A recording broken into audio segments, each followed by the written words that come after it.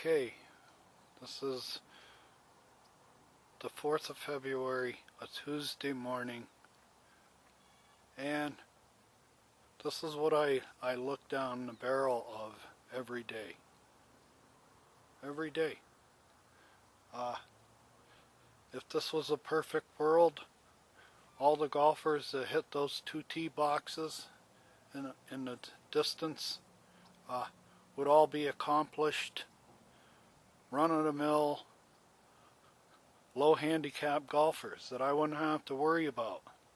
But the nature of golf, the human nature that's involved, the human factors that are involved in golf, like ego, envy, jealousy, all kinds of weird things, where that golf ball is sacred, that's another thing. The golf ball is sacred type attitude. Wherever the golf ball lands, I have a right to go pick it up. That type of culture that exists out here in golf. Now, I'm going to tell you what I'm dealing with here. In a minute, the guy just took the pin out of the hole, but I'm going to swing around and show you what the sight picture for these golfers are today. Sight picture is on the Marine Corps Parris Island shooting range. Okay? Alright, their sight picture, what they're aiming for over here is, let's see if I can zoom in on it, if I can see it. Where is the guy? Right there. Okay. They're putting at a pin that's on the right side of the green. So it's on my side of the green. Okay, they put the pin on my side of the green today, so everybody's aiming to the right. Instead of aiming out to the other side of the green, which is out there near the point in the lake, out there, like out that way, on that side of the green, they got it over here on this side. Okay, this is what I'm looking at all day today. See where the pin is now? He's walking away. It's on the right side. So everybody that hits this tee box today is hitting it with the thought, if you gotta miss right. If you're gonna miss right. Alright? Now, this little item on the left side of the screen represents my property line. Okay, I'll drop down. See those bushes? That's my property line. And about 40 feet away is the golf cart path. You can see it. Alright, that's how intimate this golf course is to my lot. And when you talk about assault, try to imagine all day long on a Saturday afternoon, nothing but Sundance golf carts. Every 3 out of 4 carts is from the Sundance golf fleet. They're not private homeowners and members of our community that have their own golf cart. That's the first thing that you want to be a part of the men's club, you got to get your own golf cart. Alright, that's your signature. Your golf cart and how you got it tricked out and pimped out is your signature for the men's club. Now, on the weekends, when you set up the tee box like this, the way it's set up right now, let me get this guy. Here we go. He came along just in time.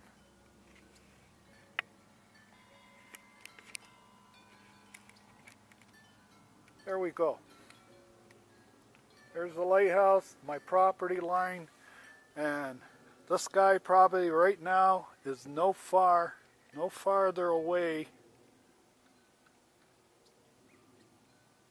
I don't think he's farther away than maybe 60 yards. He's trying to hit a pin. He's trying to hit a pin 140 to 160 yards away. When it's all the way back from that tee, it's like a 160-yard shot. If the pin is up forward or in the middle, it's 135 yard shot to the middle from there, over water. Most people that play that know they can't fly the water, and they know that if they're anywhere left of the cart path on the hole, that they're going to be in the water, but their ego says, I'm not moving up. I know I can't make it over the water, but I'll be damned if I'm going to move up. My ego, I've been playing this hole for 15 years, and I don't care. For the last 5 years, I've been hitting a driver from back here to hit it only 135 yards. But I'm not moving up. That's the mentality. Now you got this person back there that knows that he can't reach over the water that shot. So what he does is he's going to play a bank shot. That's why those white stakes are right on my property line. It gives the golf course is given all the amateur golfers who are short, all the old timers, the senior golfers, it's given them the opportunity to play the bank shot on this hole. All right? If you can't make it over the water, don't worry. Just aim right, put it up on the bank, and you have playing area all the way up to that guy's property line. All the way up to those green plants is all playing area. We set it up for you that way so that you can play you can protect your ego and keep playing the men's tees from back there, even though you can't reach. Anybody that has to play a wood from back there, from 132 yards or 125 yards, and they got a wood in their hand, a fairway wood, they should move up. The hole is set up, especially when you put it in the back tee, the pin in the back, you have to be able to stop. I've seen so many great shots go right past the pin. Wherever you put the pin, if it's in the back, in the middle, in the right, in the left, I've seen so many great shots hit with a fairway wood that were blue darters. The guy was right on line. The thing missed the pin by inches, but it went by the pin about 90 miles an hour. You know why? He had to hit a wood from that back there. That guy should be up at the ladies' tee hitting a 7-iron or an 8-iron or a 9-iron. He's got the line, he's got the swing, but he's playing a club that isn't set up for him and the range he has for this hole. Now, that's my logic. I'm talking to you from my experience. I got a ton. I got 45, 50 years of playing golf under my belt. All right? In a lot of places. But getting back to the risk factor now. If this was Saturday and they had the place sold out,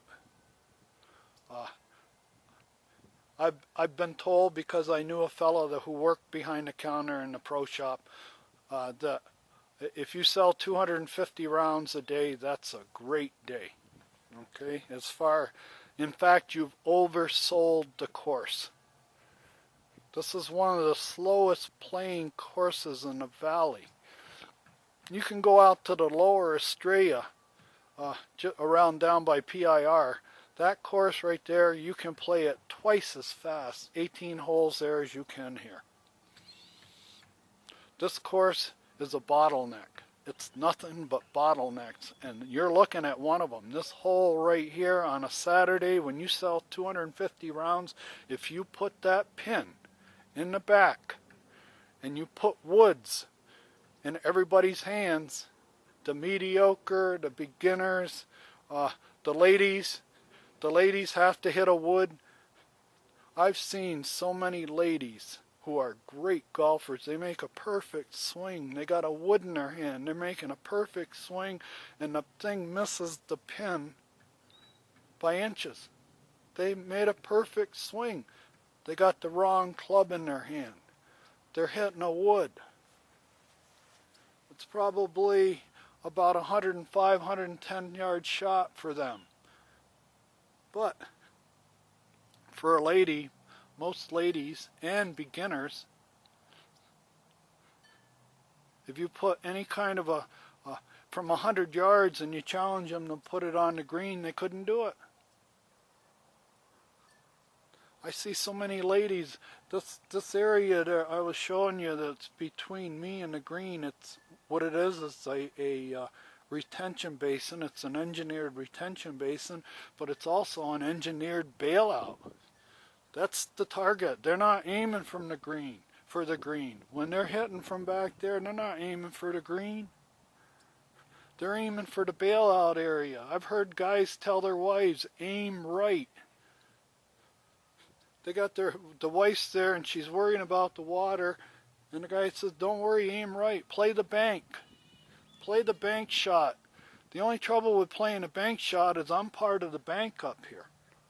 When they miss the bank shot, when one gets away from them, like on the weekend, you've got all beginner golfers.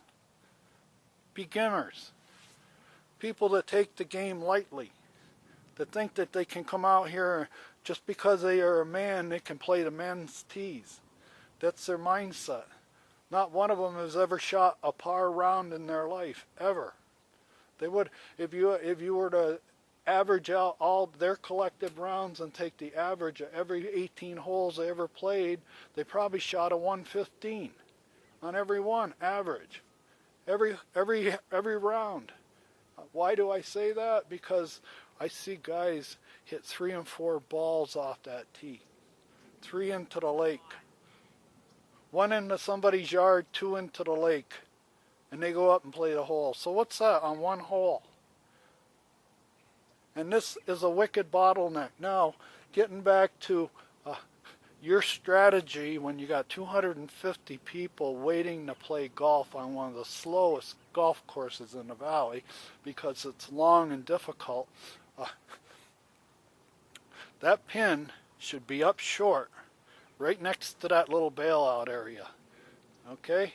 And move the tees up. It's a Saturday and Sunday. You got 250 rounds on the course. You can't afford to have a posse back there looking in the boonies for a golf ball that went off the back of the green, and that's what happens. I see it every time you put the pin back there. And you must admit, as a professional, a lot of people come out here with, they don't have the urgency of keeping play moving, pace of play. I watch people out here that have absolutely no sense of pace of play. Move on. And the worst thing that, to me, what's ruined it is television golf. Television golf. You got this young guy that's finally got the camera on him, you know. He's been playing, you know, he's at a major tournament and the camera's finally on him, and now instead of getting up and just hitting a 2-foot putt in the hole, we have to watch this guy for 10 minutes survey this putt. It wasn't used to be that way. Okay? Pace of play, and they allow them to happen. They allowed us golf, and now the young people think they can do the same. They're playing every shot like it's the U.S. Open. Until they will hit one in the water, and it's like how quickly they drop another one, hit another one in the water, and they hit it. Then they drop a third one. And they finally get on the green, and I don't know what they put on their scorecard, but if they come in and say, I shot in the 80s today, I don't think so. Not on this course. This is a long, narrow course. If you played the men's tee all day with your game, you didn't shoot in the 80s, dude. Let's be honest. You were out of bounds. You hit it in people's yards. You were walking in people's yards. That's another thing. I want to try to explain to you wide open, grip and rip, young bull stud, Arizona stud golfers. I'm going to give you a perfect example of your grip and rip style of golf and how it equates to what the golf I'm used to. I grew up on courses that were 100 years old. They were carved out of the woods in the Adirondacks 100 years ago. There's one at the Adirondack Club called St. Hubert's. It's up in the mountains. It's at the base of Noonmark, Giant, all these foothill mountains in the Adirondacks and the high peaks. This place is nothing but chutes of narrow fairways with tall trees. Now, the luxury you people have out here in Arizona is they can lay a course out like this. Now I just panned down on where the sidewalk was, the cart path. If we were in New York in one of these seasonal courses that are only open from May to October, St. Hubert's closes like in middle of October. You don't want to be playing golf in the afternoon when the sun goes down or is starting to go down in St. Hubert's. One of the coldest places on earth. Alright, but what I'm trying to get across to you is these courses, these 100-year-old courses, don't get the attention. They don't have cleaning crews that can push back Mother Nature. So, on a hole like this, in a course in the Adirondacks, the trees and forests and briar bushes and ticks and snakes and birds and burdocks and poison ivy, poison sumac, all that other stuff would be at the cart path. That would be the hole. Alright? You wouldn't have the luxury to grab in your bag and start spraying balls and aiming north. When you got on that tee box and decided, okay, I'm going to play the long tees and I'm going to aim right, I'm going to play the bank shot. Well, on that course in the Adirondacks, there's no bank shot to play. Okay? You're giving all these wide open grip and rip young studs out here in Arizona the opportunity to grip and rip on every hole. With the idea if we miss, look, I got all that room up there to land the ball. I got 50 feet from the cart path to that guy's house to land a ball and play it, keep it in play. They're giving me the opportunity to hit the bank shot to get over the lake. I'm trying to let you know, in some of these courses up in the woods, you don't have that option.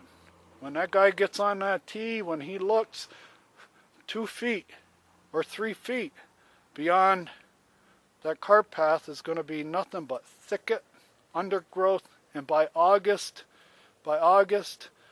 after a good month of a lot of good sun and rain, the undergrowth is so thick you wouldn't dare go in after your ball. That's what. And I'm going to tell you a perfect example. Now, I've gone on in 2 videos talking about the grip and rip mentality that they have out here in Arizona. The perfect example, Wingfoot, Sunday afternoon, maybe 10 years ago, Phil Mickelson, with a driver in his hand, on the 18th hole at Wingfoot, with about a 2-shot lead. All he has to do is get it down the middle, in the fairway. Bones should have taken him and started strangling him. He should have beat him with a club. When he asked him for the driver, Bones should have beat it over his head. He should have taken and busted the driver over his leg. He should have said to him, you're like, all you got to do is par this hole. Get it in the middle. Make your par. You won the U.S. Open, the only title that you've never gotten, the one that's the most coveted to you. All you got to do is just put it in the middle of the fairway. So what's Phil do? Mr. Arizona from ASU, played all his golf out here in college in ASU. Every kind of course. Course is set up exactly like this. Oh well, if we miss, so what? This is wide open golf. This is grip and rip, free roaming. Wherever the ball goes, I go and I pick it up. And that's exactly what he did. He thumbed his nose at the designer of Wingfoot. Wingfoot and the people who run that golf course, it's a wooded course. It's got trees on it. So what's Phil do? instead of respecting the genius of the architects that built the course. Maybe they were anticipating some young grip and rip golfer someday would have the choice of either making a par, poking it down the middle and getting a par, or on national TV with millions of people, I mean literally millions of people watching that drive on 18. Phil gets up and says, "Let me show you how we play golf in Arizona. This is ASU style golf. Grip and rip. We'll worry about what we got down there after we grip and rip it. Alright, this is distance golf. This isn't target golf. We don't play target golf in Arizona. We grip it and rip it, and wherever it lands, we bring it back into play. We take the distance and move on." Perfect example of Arizona golf. Perfect. Now, the golfers who win Harbor Town, when people who go to Harbor Town and win a Harbor Town Links in South Carolina at Hilton Head, now that's a golfer's course. Because you're working the ball all day. You got woods on both sides of the fairway. You have gates you have to make it through with the ball. You got trees overhanging. It isn't grip and rip anymore. You go out and grip and rip, your ball's going to be in the swamp all day. Now I'm going to keep the camera here today. Probably not going to get a lot of action. I haven't seen a lot of people go by or a lot of golfers, but it did give me the opportunity to set up the camera and give you my little spiel. But this isn't right.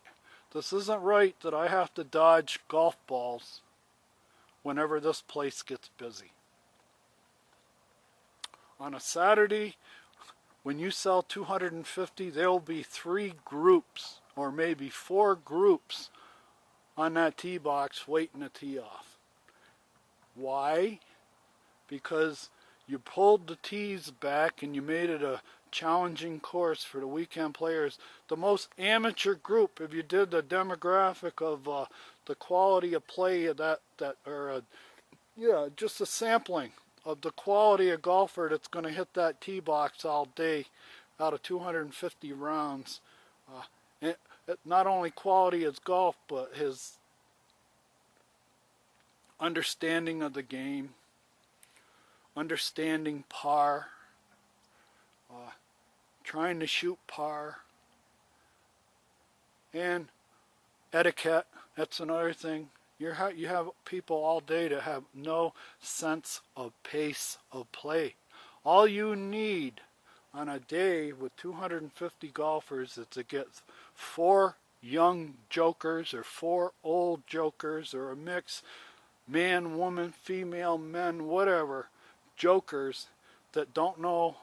First of all, they haven't got the game. They're punching over their weight. Right? You got them back there 45 yards from a back right pin. Right? There's no way they're going to make that shot, but they're going to play it. They're going to play the bank like they do every time they come to this hole. This is the way we play it. We play the bank. We put it up on that hill. We walk up and get it, and we play it off the hill. But getting back, if you get one group that loses a couple balls in the lake, and you've got a back right pin, and they miss it left hard, and it goes back in the water where all that thick grass is behind the green. I got to remind you, this is Saturday morning. All the carts are out. By 10 o'clock, all the carts are out. The course is filled. All right, maybe you had a tournament or whatever, but you got one group out there that have no sense of pace of play. If they lose a ball, if they hit one in the lake, whatever, they form a posse. And time means nothing to them. And I will sit there and I'll watch for like 15 or 20 minutes the line just keeps getting longer and longer on that par 3 tee box because management decided on a weekend to extend the hole. This is a factory. It's a golf concession, okay? This is a golf concession. It's a midway in the circus, all right? This might as well be a circus midway here, all right?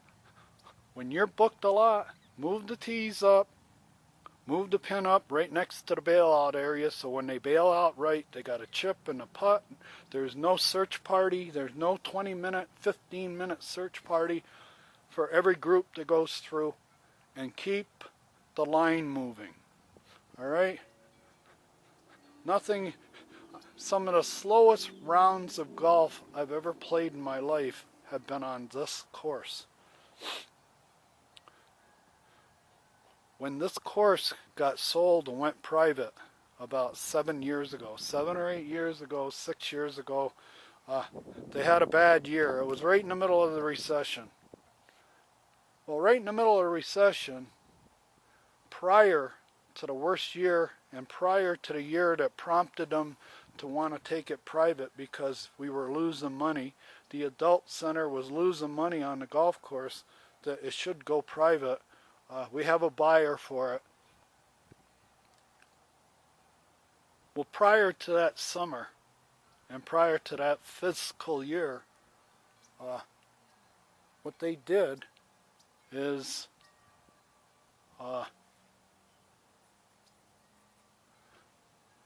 made this cart path only. One of the longest, narrowest courses in the valley. One of the courses that plays exceptionally slow in the valley. In the middle of the summer, for that whole summer, from the time you took possession, that year you took possession, Andy, I think, came from Arizona Traditions. He came in as the new. He took over from Billy, the management. That spring, before the start of summer, they made this course cart path only. A long, narrow course for the summer, one of the slowest playing courses in the valley, they made cart path only.